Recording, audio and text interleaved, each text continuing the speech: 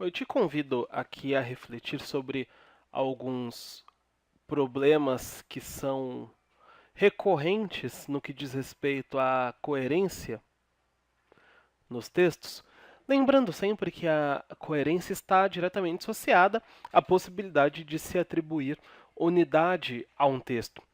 Nesse sentido, é possível dizer que alguma dificuldade que o leitor possa ter na atribuição da coerência nem sempre é de responsabilidade dele.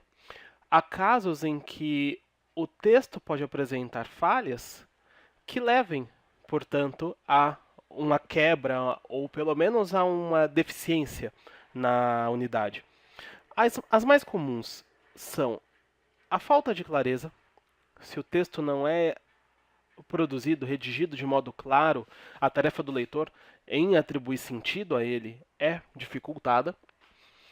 Também a falta de progressão, levando em conta que a coerência depende da unidade, não é? Se as ideias não estão interrelacionadas, se não há uma linha de raciocínio, se o texto não progride, ele também tem um defeito de unidade, tem um defeito de coerência. E, de modo amplo, é possível afirmar que as contradições são também falhas de coerência, sejam essas contradições de natureza interna, ou seja, partes do texto que se contradizem, sejam essas contradições de natureza externa. As contradições externas acontecem quando o texto não é coerente com o mundo, com o universo cultural a que ele faz referência. Bom, para analisar um problema de coerência concreto, eu recorri aqui a uma questão do vestibular Unicamp, que pedia ao candidato que analisasse a legenda dessa fotografia aqui. O enunciado diz que alguém menos tolerante no que se refere a imprecisões de linguagem poderia dizer que a notícia a seguir, publicada no jornal Folha de São Paulo, nessa data aqui, 26 de maio de 2001, faz referência a alguma coisa impossível. Bom, aqui a foto e a legenda. O título diz Façanha. Eric Weinmeier, de 32 anos, escala o Monte Everest. Ele tornou-se ontem o primeiro cego a escalar a montanha mais alta do mundo e pretende repetir o feito em outros continentes. Bom, a pergunta aqui no item A quer que o candidato diga que coisa é essa e por que é impossível? Lembrando que alguém menos tolerante no que se refere a imprecisões de linguagem poderia dizer que a notícia faz referência a alguma coisa impossível. Veja, ele se torna aqui o primeiro, segundo a legenda, né? O primeiro cego a escalar a montanha mais alta do mundo. E, segundo o jornal, ele pretende repetir o feito em outros continentes.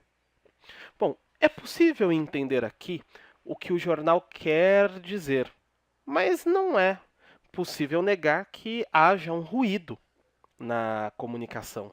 E esse ruído é sim um problema de coerência.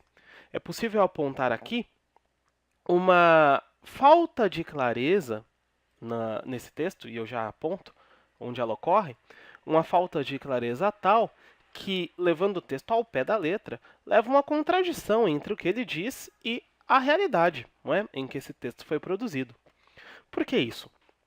Entendemos, dado o contexto, na nossa busca de atribuir sentido a esse texto, que Eric Weinmeier pretende continuar em outros continentes escalando grandes montanhas.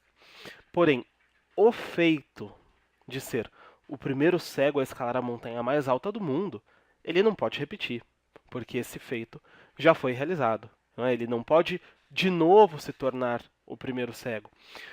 Outra possibilidade aqui, um pouco absurda, mas que ao pé da letra o texto referenda, é repetir o feito em outros continentes seria possível se o Monte Everest pudesse ser transladado a outros continentes. E aí, em outro continente, a não ser aquele em que o monte se encontra, ele repetiria o feito de ser lá o primeiro cego a, naquele novo continente, escalar a montanha. Impossível. Nós Entendemos o que provavelmente a legenda da foto quer dizer, que é a pergunta aqui do item B. Ele continuará na sua trajetória de alpinista. Porém, ao pé da letra, o que se diz aqui revela nessa notícia uma falha de coerência, um problema de coerência.